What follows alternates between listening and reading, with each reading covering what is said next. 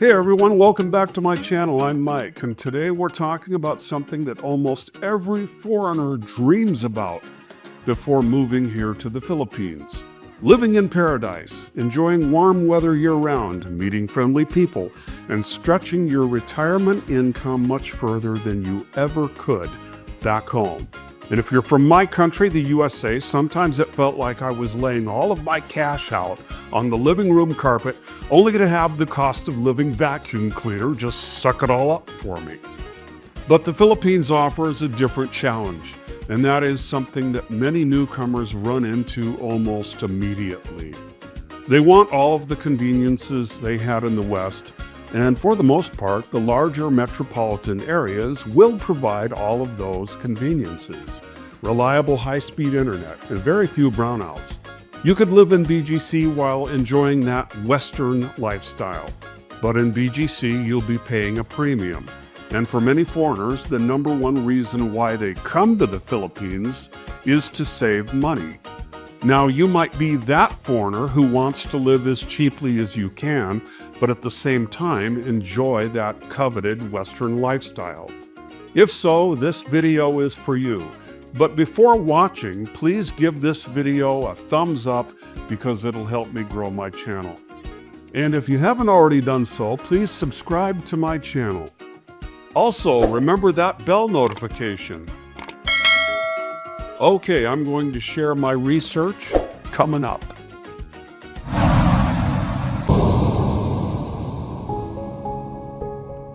So you're that foreigner who wants to bring all of the comforts with you from your home country while also enjoying the much lower cost of living that comes with living out in Philippine provinces. The truth is that you really can have both, but it takes a little planning, a little money upfront, and realistic expectations. It's like that old saying, having your cake and eating it too. It's just that I can do without all of that sugar. So today, let's talk about how foreigners can enjoy affordable provincial living without giving up too many of the comforts that they're used to. One of the biggest reasons foreigners choose the provinces instead of major cities like Manila or Cebu is simple: affordability.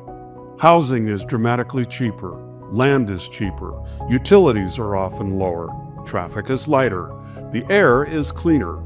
People tend to know their neighbors, and life generally moves at a much slower pace.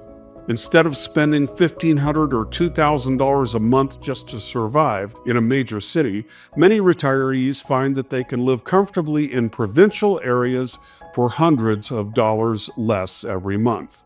That savings can make retirement much less stressful, but lower costs often come with trade-offs. The first one that you'll probably notice is electricity. If you've lived in North America, Europe, or Australia, you're probably used to electricity that almost never goes out, unless, of course, there's a storm. In many provincial areas of the Philippines, that's simply not reality. Brownouts happen. Sometimes they're scheduled. Sometimes they're unexpected. Sometimes they're over 15 minutes. Other times they may last several hours. Occasionally, after a major storm or typhoon, they can last much longer. Now, before anyone panics, remember something. Millions of Filipinos deal with this all the time. It's simply part of life. The key isn't complaining about it. The key is preparing for it. If reliable electricity is important to you, and for most foreigners it is, the best investment that you can make is buying a generator. Generators come in many sizes depending on what you need. A small portable gasoline generator can usually power lights, fans, phones, chargers, a television, and maybe your refrigerator. These typically cost anywhere between 10,000 and 30,000 pesos, depending on the brand and power outlet. If you want something larger that can run multiple air conditioners, kitchen appliances, computers, and nearly your entire home, you're looking at a much bigger investment. Quality diesel generators often range anywhere from around 80,000 to well over 300,000 pesos, depending on capacity and whether they're manually operated or equipped with an automatic transfer switch. And with diesel generators, try not to breathe all of those fumes. An automatic system is particularly convenient because the generator starts automatically when the power goes out. You don't even have to leave your chair. Of course, you'll also have fuel costs. Gasoline generators consume more fuel and require regular refueling. Diesel generators tend to be more fuel efficient for extended outages. Whichever one you choose, you'll want to perform regular maintenance, start it every few weeks, and always keep enough fuel stored safely for emergencies. Think of it like insurance. You hope you rarely need it, but when you do, you're extremely glad that you have it. And you'll be saving so much money on rent that the cost of purchasing a generator and fuel will be worth it. There's an option to a generator that some homeowners are beginning to consider. It's pairing solar panels with battery storage. The initial investment is considerably higher than buying a generator, but over time it can reduce electricity bills while also providing backup power during outages. For retirees planning to stay in the Philippines for many years, it may be worth looking into. One thing that I did was I purchased this power station. It won't cause a hard shutdown on my computer. This was a 15,000 peso investment, and it'll run my computer for about 3 hours. Now let's move on to something that frustrates foreigners even more than brownouts: the internet. When people move from Western countries, they're often used to high-speed fiber connections with excellent reliability. Unfortunately, internet service can vary greatly depending on where you live in the Philippines.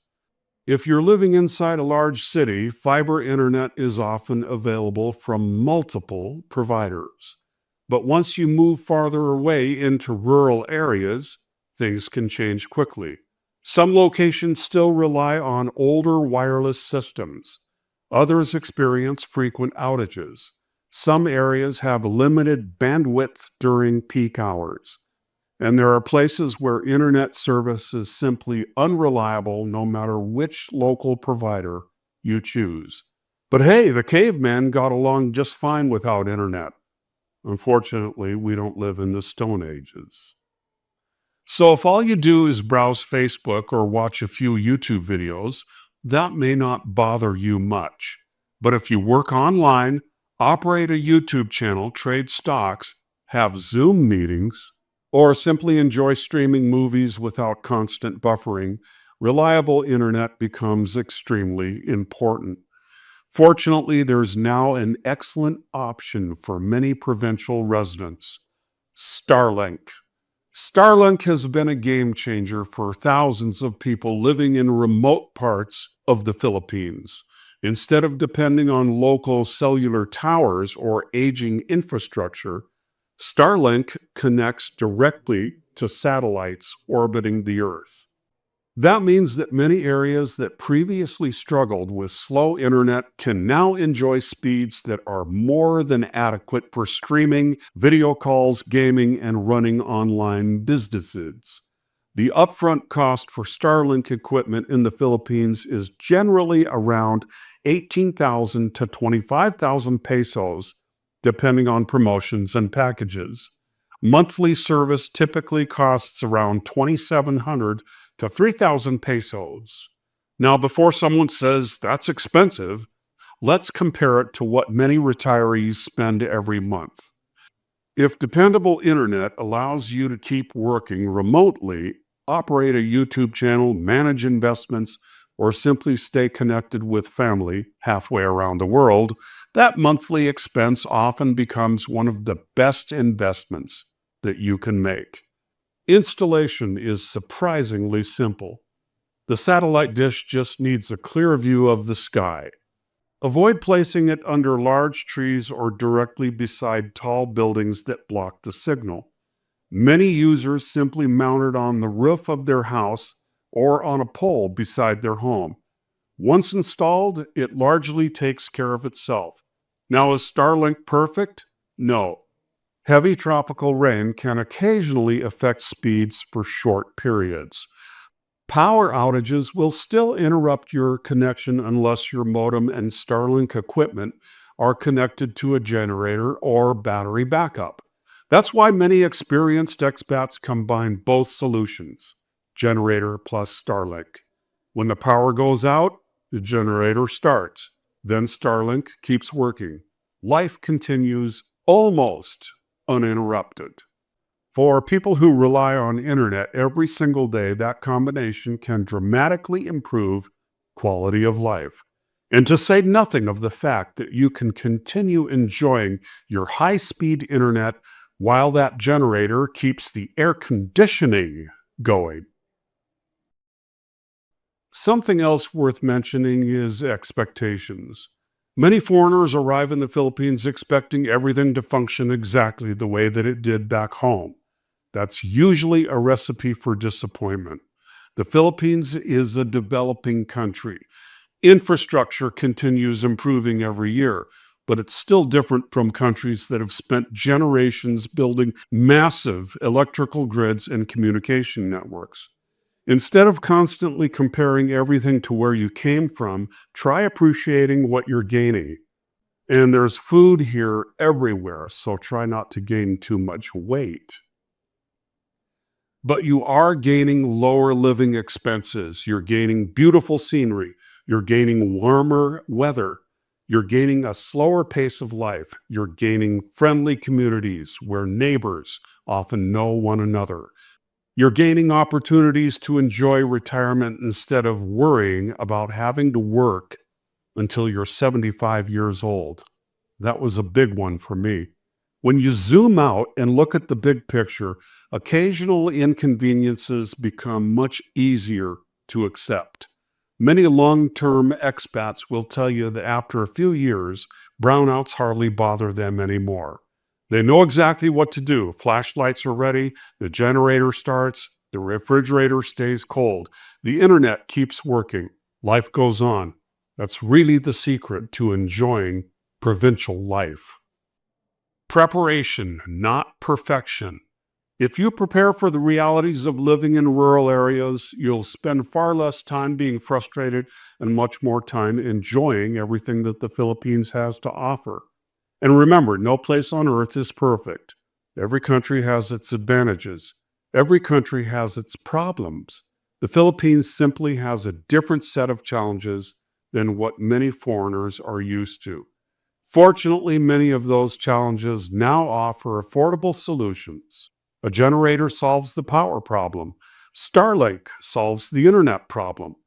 Once those two issues are addressed, many foreigners discover that they can enjoy a lifestyle that's remarkably comfortable while still spending far less than they would in their home countries. So if you're considering moving to Philippine provinces, don't let stories about brownouts or slow internet scare you away. Go in with real expectations. Budget for the right equipment. Prepare before you need it.